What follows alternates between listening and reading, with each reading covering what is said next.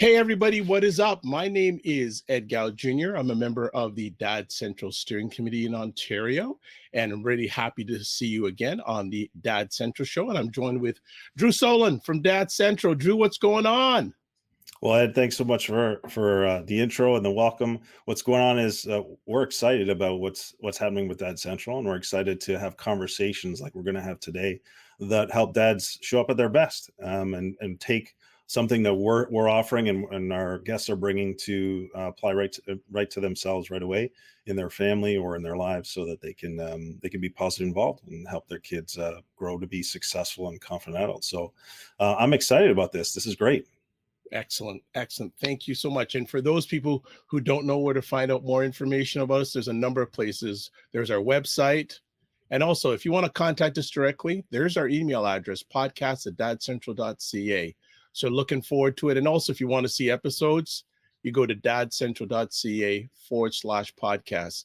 But I know that we're always excited to have new friends or friends and fathers on the show, dads and experts. But today, it's special for you because you know this individual a little bit. So I want you to give an intro on our friend for today, a gentleman you've known for a number of years. Yes, thanks so much, Ed. We're going to have Donnovan Bennett, and everyone knows Donnovan Bennett as Sportsnet's personality, author. He's done some amazing things in his career. He's also part of, I think, what they call a media power couple.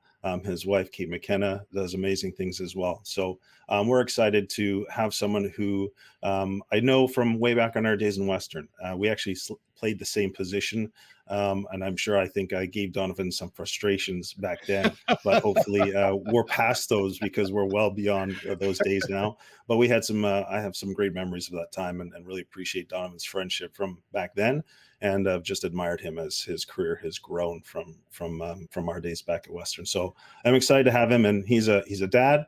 We just found out he's a new dad as well. He's got now a young son, 3 months old, and a 3-year-old as well. So he's right in the thick of what many dads go through into the transition. So it's going to be great to hear his perspective, as well as just his wit and his insight that we've come to know over the last couple of years and having him connected. So we're excited to have him. Absolutely. And before we bring Donnovan to the digital stage, I also want to say that the Dad Central show is sponsored by Dove Men Care. And we want to say thank you to Dove Men Care for helping make this happen. And without further ado, we got some guy named Donnovan Bennett on the show. What's up, Donnovan? How are you both? Thank you for having me. And a couple things. So, first time caller, long time listener. We're giving dads advice. I want to be on the other side of this. I want to be receiving the advice I can put in practice. I don't know how much good advice I can give. Maybe I can tell dads what not to do. But I feel odd being interviewed and not the interviewer, and odd on the other side of your content, but I'm so happy to share the space with both of you. Fantastic, fantastic. Drew, I got a one point on that though, Donovan. Yeah. Here's the thing. I think what we really connect over, or dads who are listening are connect over, is the journey, the process that you're going through, and the reality of what you might be dealing with, and how you're even sorting through that. And I think that's the real value here. So, we know you're going to have some advice, but we also want to hear, some of the maybe challenging things, and we can all relate to that and build off of each other. Yeah, I just want to add with what Drew said, not only dads, but those who are acting dads. There's a lot of caregivers out there, men, and also dads and dads and those who love them, because there's a lot of people that love fatherhood out there, and also people who are caregivers. So we're including everybody. We're not just there's going to be, you have things of value to offer no matter what, Donald. So don't sell yourself short. Okay. Well, talk to me in 40 minutes and we'll see if you still believe it. All right. So Drew, why don't we open up with your first question for D? Yeah, well, Donovan, I think it's really interesting, to understand where people have come from. I know from my experience, when I was becoming a father, I was really reflecting a lot on my experience growing up. So why don't you just start by telling us a little bit, what was life like for you growing up? Wow, a therapy session. Let me get comfortable on it. You can tell us the interesting, the fun stuff. It doesn't have to be the therapy. Oh yeah. So I grew up here in Canada. Both my parents and really grandparents came here from elsewhere, right? And so Jamaican immigrants, parents worked multiple jobs to provide for me, and my brother, my younger brother, grandparents, came here with limited education. Both worked in factories, neither of which missed a day of work, to provide for their family. Um, so I was really cognizant of that work ethic, growing up. Certainly, that was applicable to everything that I did because I knew, I had to provide a little bit of a return on investment for what my parents, what my grandparents had done for me. Um, and so, it's funny, you see your parents, work really hard. Your grandparents work really hard, in trades or jobs that maybe, if they had the choice, they wouldn't have chosen. But, quite frankly, they didn't have the choice. They had to provide for myself and my brother. And so I saw them. I said, I want for sure, based off of that, to go into a field where I do have some choice, where I do love what I do. If I'm bringing work home, I love it, and that's going to proactively make me the best parent that I can be because I'm not stressed. I'm not working at a cubicle, hating my job, and so in a way, the through line between my upbringing and now the upbringing that I have for my kids is I've been afforded some opportunities in my life that my parents didn't have, and I want to maybe apply that and make sure that I can be as present for my children as maybe they weren't able to because they were working so hard to provide for me and my brother. Despite that, though, they were always present when it matters. So I got to my games on time, and I was, the kid that played a different sport every season. Was always there, always had money to register, never went wanting for equipment and that type of thing. And so, like many immigrants, we had somewhat of an upward mobility, or when I was young, we were probably closer to lower class, and over the generations, we ended up being upper to middle class. But I knew no different. I had no idea in terms of what kind of rich was until I went to university and I went to Western. I'm like, okay, yeah, well, some people here are rich.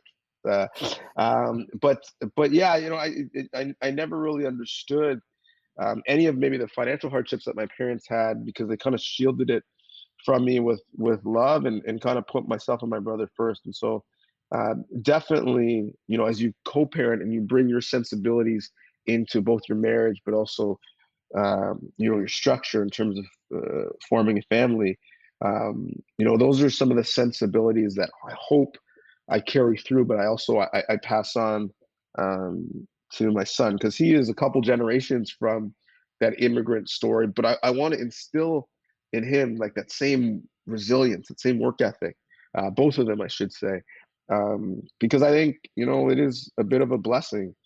I have a mentorship program for aspiring BIPOC journalists at Sportsnet, and one of the things I tell them is that the things that theoretically have been used against you or have been challenging points, like don't shy away from them. Those are your superpowers.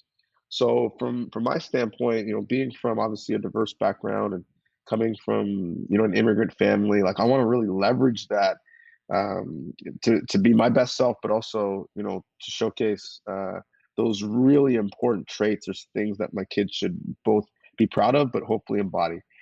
So I would say my upbringing was pretty frictionless.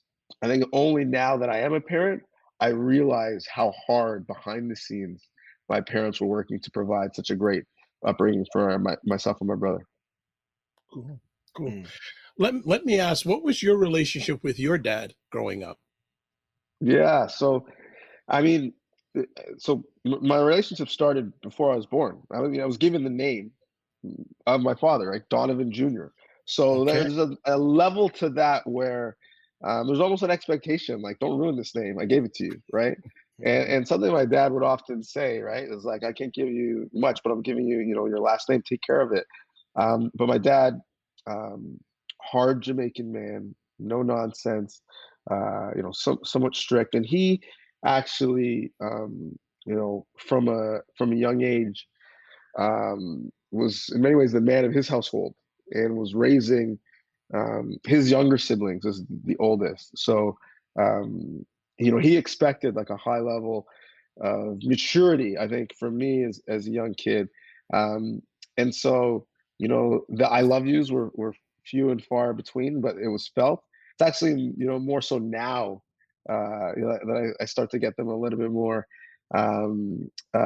But, really strict, high level standard, in terms of, what he expected, from me. And I think one of the beautiful things is, in North American culture, right, we have a socialized aspect on what we expect from different people, right? Based off your age, your gender, your race.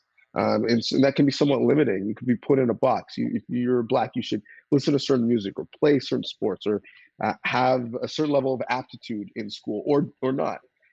And I think the great thing for my dad, who came here when he was 17 from Jamaica, is I remember him telling me, um, "Listen, in Jamaica, the prime minister looks like you, the criminals look like you, the police chief looks like you, the school teacher looks like you, everyone looks like you. So there's no limit on what you think you can do, good, bad, Mhm. or indifferent. Everyone, for the most part, looks like you. It's only in North America we kind of put limits on what us as racialized men specifically can do.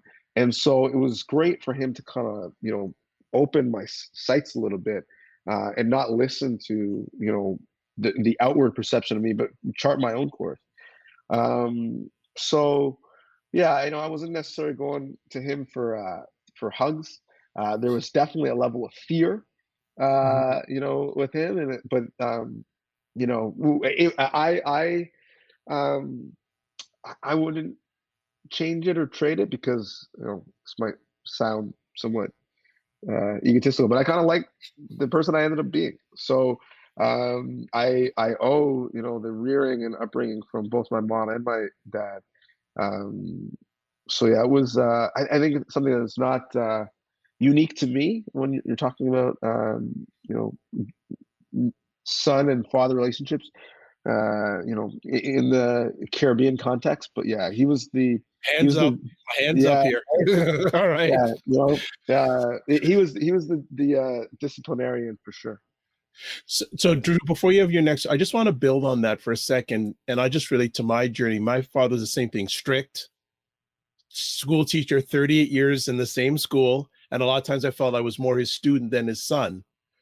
But our relationship changed when he almost lost his life having a heart attack. Was there a turn from that strict relationship you had with your dad to when it became maybe more of a relationship you wanted with your dad?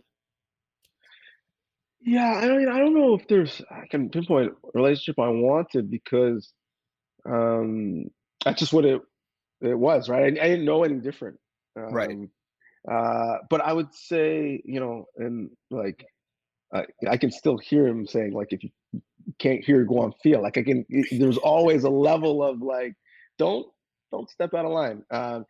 But I would say maybe the turning point where I saw uh, a softer side. Maybe there's two. Is I gave the eulogy at my grandmother's funeral, Wow. his mother, and and he cried, and I was like, dude, I didn't know you had tear ducts. Like, what do you mean you're crying? So so I saw this different side of him then, and then my wedding. I gave a wedding speech where I kind of went around the room and spoke, directly to people who impacted me and kind of made me the person that anybody, never mind my wife, who's awesome, would be willing to spend the rest of their life with. And so certainly I spoke to him and my mom about what they meant for me, and I think maybe there's lessons there that you're trying to impart, but you don't know if they get through, and you don't know if the values are consistent with that person. So I think for me, when I was 30 whatever years old, to be saying some of the stuff back and what it meant to me, like it hit him like, okay, like I got through, like all of that, like it had an impact. And so I saw that night, I saw a soft side of him. I mean, the guy almost broke my neck. He hugged me and my wife so hard after the reception. And so, that night I saw a different side of him for sure.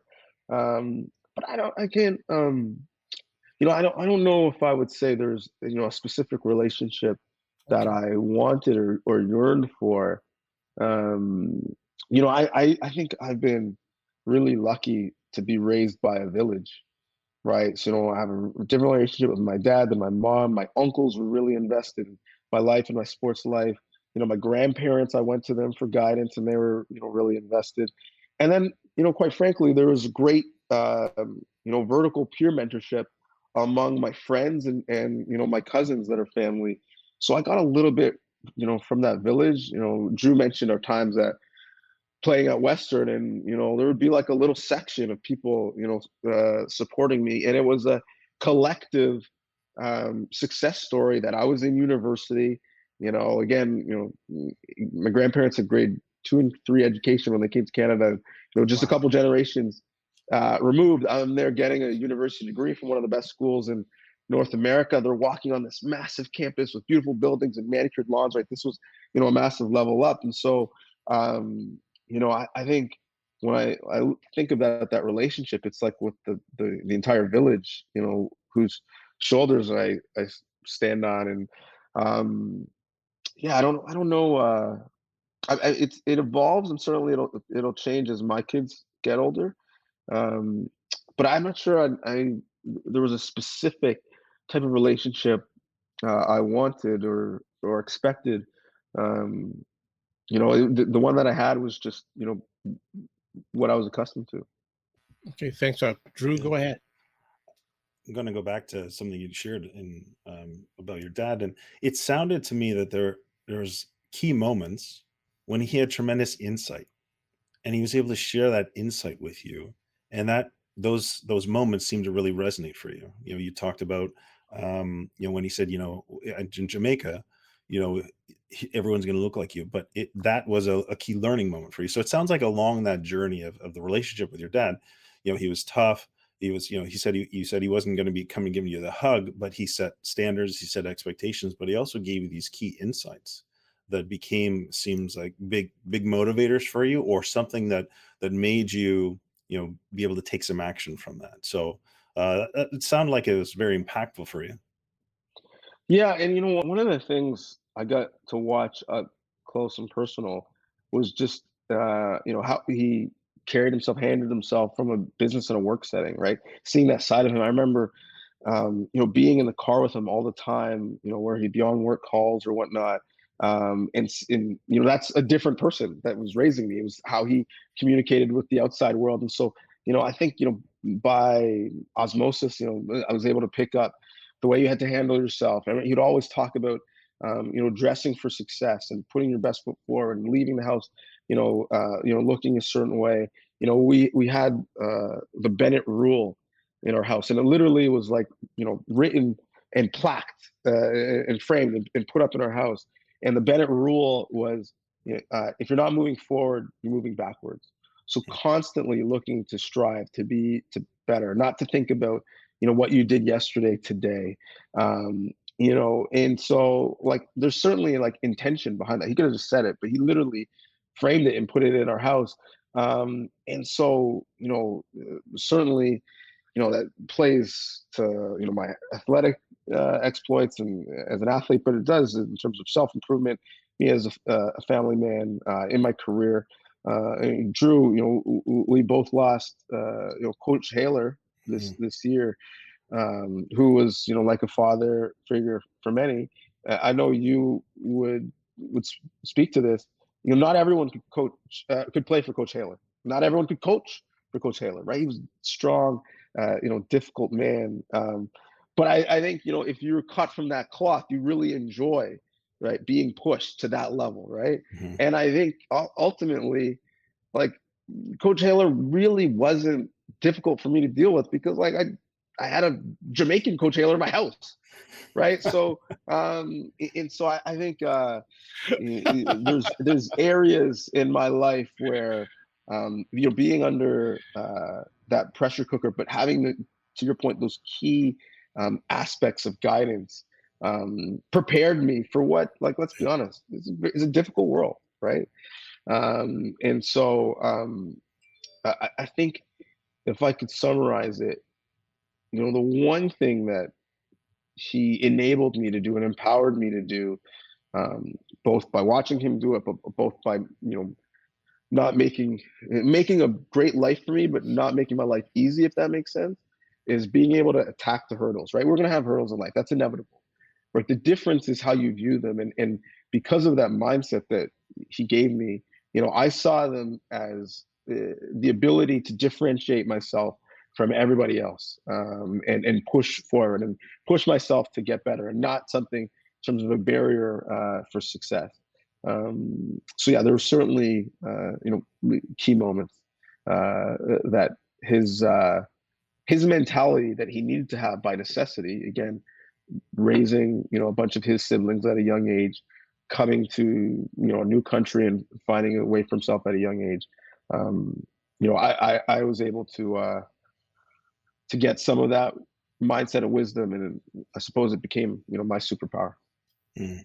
Yeah. What I will say though is, because we're talking about dads though and generations, right? And so where do you get your parenting from? For the most part, it's modeled, right?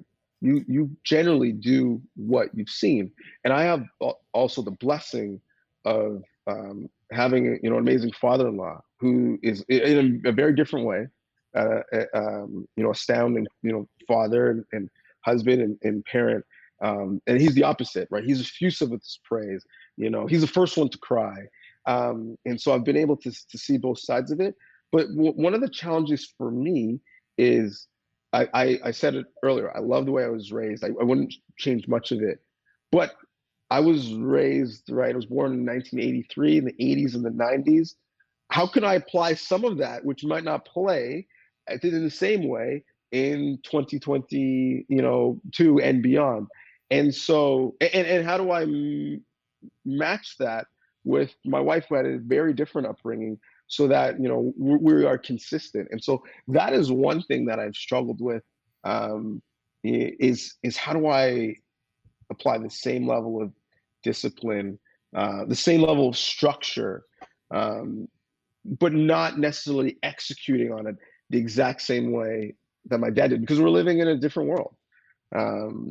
So, and even to maybe a fault, I view my kids on the same spectrum that I was viewed on, right? Like, I don't know about you guys, but tantrums were not a thing. Like, I wasn't allowed to carry on in a drugstore or a grocery store. Like, it was, you didn't have to say it, just give me a look, and I was in place. D, I relate so much. Once you got the look, that's it. You're just like, right. You're capped. It's done. You're done. Not a conversation, no long talking. Exactly. But I struggle with, dealing with my son, and his, emotions and ability really to communicate. And, you guys are the experts, but, the literature tells you that, you really have to have a compassionate voice and a soft voice, because that is the voice that they're going to carry on in their heads. And you don't want someone to have like a negative self talk. So I really want to be cautious of that. And I'm someone in my life where you tell me what the experts say, what the research says, and I'll follow it. But at the same time, I know how I was raised, and I necessarily am happy with the person that myself and my brother are. And so how I find that balance is something I struggle with. And the other piece that I struggle with is a lot of the techniques that you see in books or in podcasts or on television. They're based off of North American studies, North American research, and I wonder how much of that is geared to the sensibilities of, quite frankly, like someone who's upper middle class and white, and not with the same level of experience or reality of someone who isn't upper class and white. And I'll give you an example, right? Like, one of the reasons why you couldn't have a tantrum is you couldn't act out and you had to listen to authority, is one, it's respect, but two, it was out of protection. Like, if you were acting out and throwing a tantrum and doing something, whether it was in school, you might be viewed differently by a teacher, or in a situation where there's a police officer, you might be viewed different. So it was proactively a space for protection. And so, that might not be the same level of consequence if a young Caucasian child is having a tantrum. So these are things that I constantly think of and I'm trying to, read as much as I can, but also take everything that I'm reading and applying, Well, hold on, with a level of filter. you got Drew's phone number. You don't need to read. You got Drew's number. Well, We need talk to to me. read. I have him right now. Talk to me, because I don't know, and I think one of the things is that mothers are great at having these conversations and reaching out and talking and supporting, and I don't think as men we really do the same, which is why this platform is so good. But there's very few people that you even really are comfortable having that conversation with, and then there's quite frankly some men who aren't necessarily as involved in the child rearing, so they don't have as much to add to the conversation. So yeah, Drew, please school me. Yeah. Sorry Well, to put you on the spot, I'm on Drew. the spot for sure. Well, I like it. It's good. And this is, you touched on, I think, very important challenges that I would imagine any dad who's listening can be like, yeah, either they're in the thick of what you're going through now, or they've been through that and they know it's like. I've had the toddlers. I've had the upbringing that's kind of like yours, that it wasn't. And so I struggled a lot with it too. Why are these kids acting out like this? What's going on? How are we handle it? No, not allowed. Simple as that. And then I saw what ended up happening. And that didn't always go over so well. It didn't even get through it very well. And then I got more frustrated. And so there's a real challenge. Let me say this. Here's what I heard from you. One, you're doing great things. You're reading, you're learning, you're exploring, you're being very intentional and wanting to grow through it. So step one, done. Okay. Then you're talking with other people. You're looking at your past experience. You're looking at others, your father-in-law's past experience. You're talking with your wife. You're working well as partners. Those are all fantastic steps that you're already taking.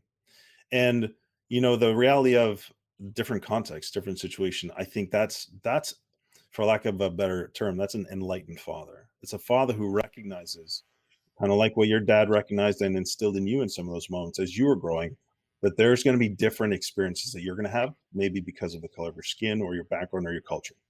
That's being honest, that's being real, and just recognizing the truth, and then being able to instill in your children. So I'm not sure if I'm giving any value here, but what I want to just say is acknowledge what you're doing well so far.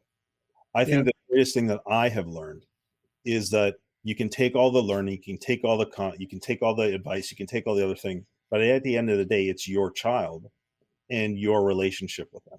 And so you have to test and try and see what's working for you and for your child, because each child is slightly different. They'll have maybe a similar temperament, but their temperament might be different.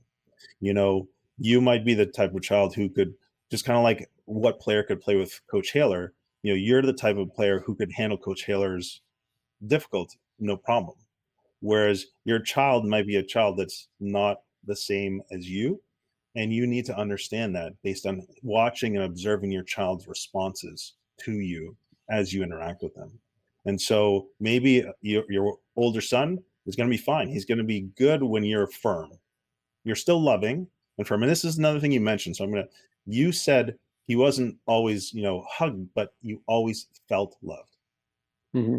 That's a really powerful piece that I think sometimes we miss. So making sure that your child feels that you are there and you love them, and then you can figure out, how am I going to respond in a way that helps them move through this? The toddler stage, from my perspective, is challenging because they don't understand. They're just all emotion. And the reality is, I think a lot of adults don't even understand their own emotions, let alone how to help a small child who is just exploring and experiencing emotions for the first time, how to get through their emotions. So that's the toddler stage. And so being able to just name or label some of the emotions, like your son's free, you're really angry, aren't you? Or you're really upset, aren't you? And just letting it sit and helping the child come to know and understand those emotions is kind of helpful. And also giving them, for lack of a better word, space to be able to express emotions.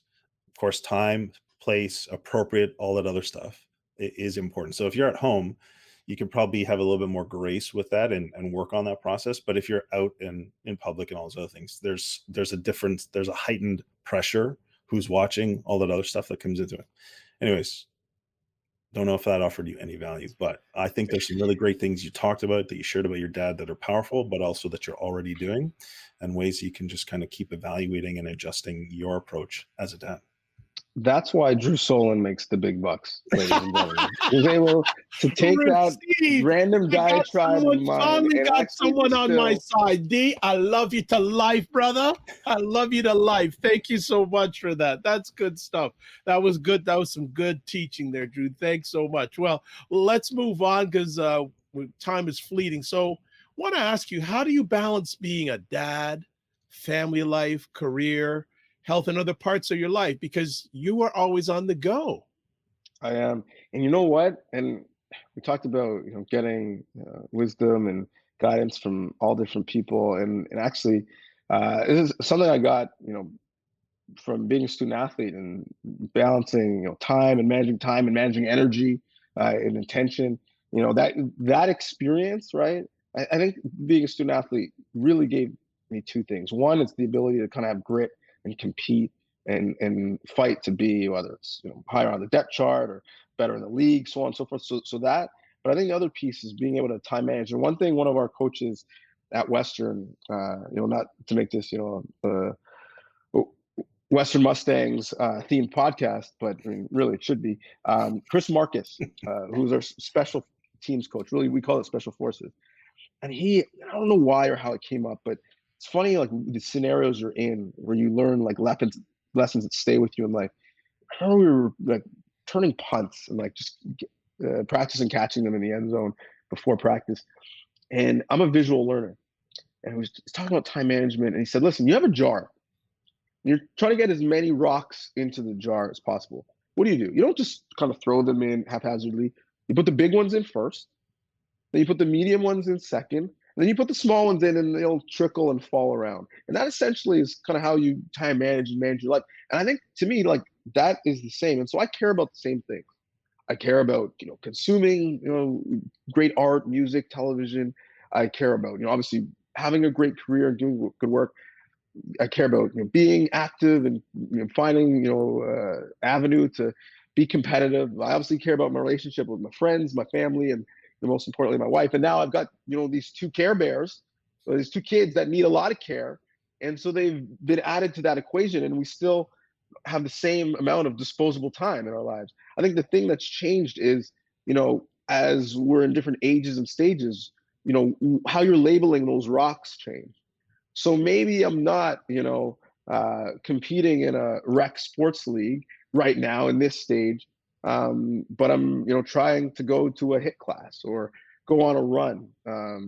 You know, Maybe it's not, a fancy, date night in the city as often, but maybe when my son is in daycare, we're going to take the time and we're going to go for lunch when the younger kid is napping, right? So trying to figure out a way to make sure that I'm serving all of those masters, for lack of a better term, but doing it differently is important. I think that the real key though is I do have a partner who understands, who works in a similar industry, who is as if not more invested in my success personally and professionally, is my biggest cheerleader, and thus is the first person to make the biggest sacrifices. So, and that is a constant conversation. It's constant check-in to make sure that we're on the same page.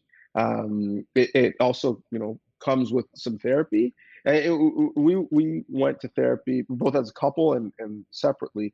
And one of the things I learned with my first child is that the experience I was having was entirely different than the one my wife was having. And at times when I thought we were really good and we were connected, she felt very alone. So making sure that we're checking in is important. I mean, I was just in Vegas for 4 days. She was at home with two kids. So there's a physical and mental sacrifice that takes place, and to allow me to do what I need to do. And I think being cognizant that we're a team. Again, in the student athlete piece, she was also a high level student athlete, and so we think like sports people. And inside a ring, it says forever teammates. And so this is a scenario where I've got the ball and I'm playing ISO and she's setting screens.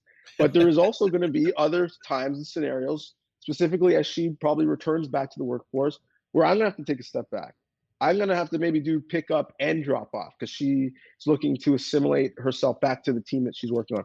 So on and so forth. So there's times when I'm gonna be the anchor partner and anchor parent. There's times where she's going to be, and understanding that it's all in the greater good is, I think, for the household and the family is chief among it. But my ability to balance things is directly linked to her ability to give me the freedom to do some things that really help me professionally and personally. Yeah, I think that partner piece and working as a team is so foundational, and but also very challenging.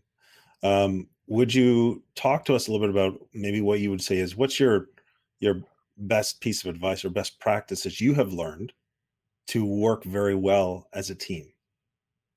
Ooh, that's a good one. Um, well, so um, one of the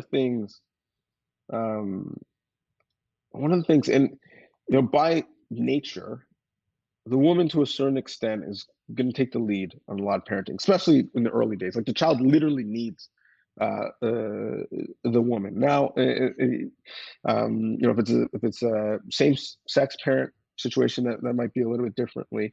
But specifically in our situation where my wife has had the benefit of being able to breastfeed, um, you know, uh, she is, in a sense, kind of driving the bus, and so there is a natural inclination of like, oh well, she's got it under control. She knows the sleep schedule. She knows when he fed, right? So I can opt out of a lot of that stuff because I mean, like she knows all the information anyways. And I think the biggest piece is just checking in. What can I do? How can I help? Where are we? What's the nap schedule? Okay, what month are we? I'm gonna read the sleep training document so I know it. So I'm probably going to have to ask you some questions, but maybe that might lessen them, or I might be more educated. Just being present in the fight. There's many things that you can't do. I wish I smelled like my wife, and that would settle, the 3-month-old, but I don't. So sometimes, no matter what I do, soother, no soother, walking stroller, the young guy's going to cry until, she shows up, and then, he's smiling again. But just being cognizant of the fact that it is difficult. Like these early years are, the dark ages in terms of parenting.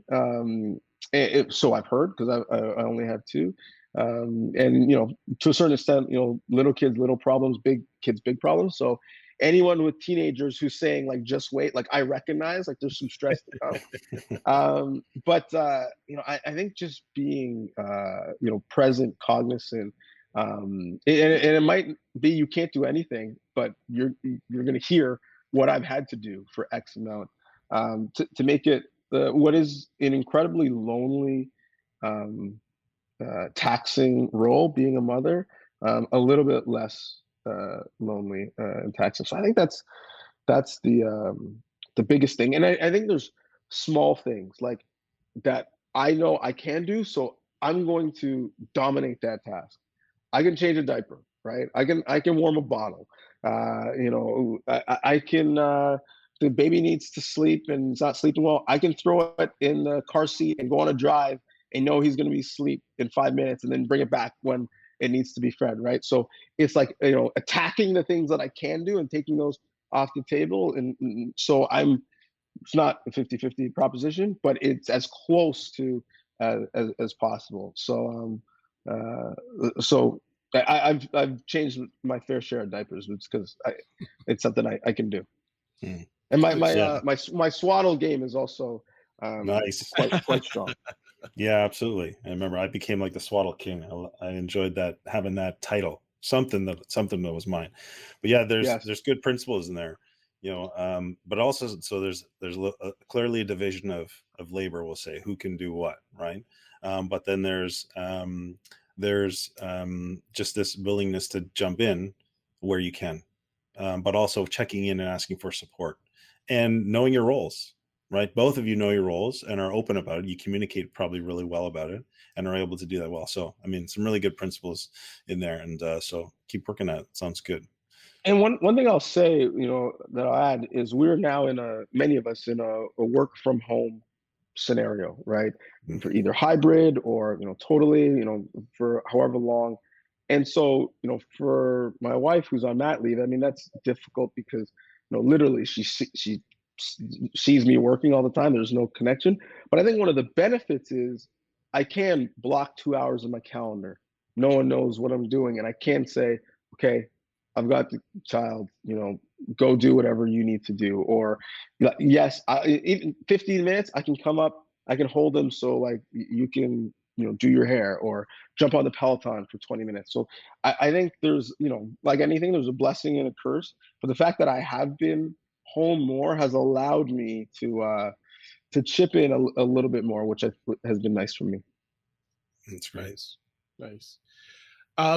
Question: how has becoming a father strengthened your purpose, or what is your purpose maybe a better question? What is your purpose as a dad? Yeah, that's good. That's a good one. I thought you were going to ask how has becoming a father changed you, and I would say, these cheekbones aren't as chiseled; they're getting kind of fat. That's how it's really changed me. Um, you know, I'd say my purpose. I don't know if I really thought about it, to be honest, until George Floyd died. Hmm. And that was early in my eldest son's life. But I remember him, screaming for his mother as he passed. And I remember thinking, okay, well, one, like, I don't want to ever be in a situation where, my wife has to tell my son that I'm not coming home for whatever reason. And two, like, I know it would break my wife if, something like that happened to my son. Um, and I remember I was watching the news coverage and, a little disillusioned and kind of like, you know, so distraught at, where we are in the world. And it's 2020, we're still having, a very similar conversation, just the hashtags and the names change. And my son, the kids have a sense. My son, kind of came up and gave me like this big, cold, wet, like sloppy kiss. And obviously, it's kind of what I needed. But I look at that experience, and we obviously had a broader conversation about the police and its role. And as a black man, I've never committed a crime before. But if I hear sirens, my heart rate goes up, and I get tense and get nervous, even though I know I didn't do anything wrong. And it's funny, my son, who his relationship with the police is from the books that he reads, loves the police, loves cruisers, loves when they turn the lights on, gets super excited. And it's like, so there's this like beautiful, uh, like naiveness and authenticness that he has that I don't want to strip away from him. But at the same time, I obviously need to arm him and protect him for his future. And so I would say my purpose as a father, to put a bow on it, is to infuse him with both simultaneously. I hope he never loses that boyish wonder that he has and that I hope Rowan will have as well. But I do want to provide him with the wherewithal and also the grit to be able to get through life when in aspects of it that are difficult. Like if he can have like that yin and yang, I'll be, I will deem, my role as a father successful. So that's kind of, the lens that I look through when I'm thinking about him and his upbringing. Hmm. Yeah, that's thanks for sharing that, Donna. I think that's a very powerful way to, really say, at least what I've heard through the conversation is just your desire to, help him grow to be the best that he can be. When you said you can have these, both sides of it, but not tarnish it. You want him to develop into the strongest, most confident, most capable, most successful, most open, type of person that he can be, ready and able to tackle whatever life or whatever the world's bringing him when the time comes. So, which really, that's what we're grateful to have these types of conversations, to want to hear that passion in fathers, but also to inspire that passion in fathers. Because at the end of the day, fathers have a tremendous amount of impact and influence on children as they grow. I mean, your story just really spoke to me of a father who had a tremendous influence on his son growing up, and what it's instilled in you to help you get to your point in your career, in your life, in your own family, and now in your own fatherhood. So, fathers are so important, and they play such a critical role. And so, when they tackle it, they go after it, they go after that hurdle. We can see the type of influence that you're having now in your career and in your family, in your life. And so we just want to say thank you for sharing with us today. Thank you for having this conversation. Thank you for inspiring me and inspiring other dads. And I think that's why we're really grateful for the partnership that we have with Dove Men Care. That's really about bringing the best in men forward and helping us create that in our roles, in our families, and just in our culture. So it's great. This has been a fun conversation. Well, thanks for having me. I mean, selfishly, it was great because I learned, from both of you. But I think what you both are doing is great, putting together such a eclectic roster of fathers to speak to the different angles of fatherhood, and quite frankly, thank you to Doug. I mean, it's one thing to market to us and try to see us as assets in terms of a consumer relationship, but then to get at the ground level and do the work to make the challenges of fatherhood a little bit easier for a lot of us, is what major corporations in our country should be doing. So thank you all for having such a huge role and allowing me to play a small part. Thank you so much. And if you want to follow Mr. Donovan, there his Instagram, best place, and catch all the things he's doing. And he does a lot of posts about his kids. I follow him, so he does a lot of posts with his kids. So he's not just talking the talk, he's walking the walk. So Donovan, thank you so much for taking the time today to share with us. My pleasure. All right, take care. And Drew, another great conversation that we had about fatherhood. What did you get from that today? What did I get from that? Donovan's way funnier than I remember. No, I'm just kidding. Honestly, I could have these conversations all day. So what I got is just hearing everyone's other story. And I think that last part I talked about, the powerful influence that a father can have. And I feel Donovan's father's influence through Donovan.